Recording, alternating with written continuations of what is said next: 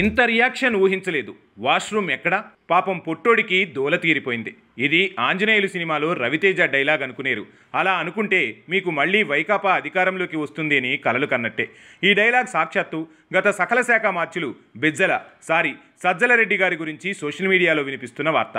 ఇంతకీ ఆ రెడ్డి గారి గొడవేంటి అంటే, తాజాగా తెలుగుదేశం పార్టీ కార్యాలయంపై వైసీపీ హయాంలో జరిగిన దాడి వ్యవహారం సందర్భంగా సజ్జల రామకృష్ణారెడ్డి పోలీసు మన సజ్జల రెడ్డిని కాస్త గట్టిగానే తగులుకున్నారట.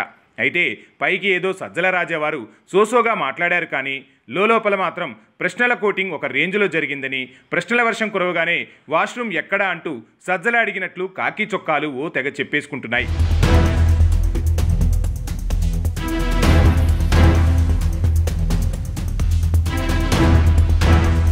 ఏ ప్రశ్న అడిగినా సజ్జల సడన్గా అదుర్సు సినిమాలో ఎన్టీఆర్లా మారిపోయాను, తెలీదు, గుర్తులేదు, మరిచిపోయా అని చెప్పాడట.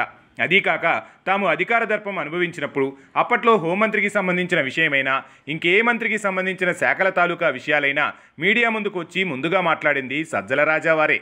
అంతెందుకు, గతంలో సజ్జల రామకృష్ణారెడ్డి మెప్పు కోసం ఇద్దరు మహిళా జర్నలిస్టులు, సాక్షి జర్నలిస్టులు కాదు గాని నీలి మీడియాకు చెందిన మహిళా జర్నలిస్టులే జుట్లు పట్టుకుని తెగ కొట్లాడుకున్నారు అంటేనే చెప్పవచ్చు సజ్జల రాజావారు అప్పట్లో ఏ రేంజ్లో ఊపారు.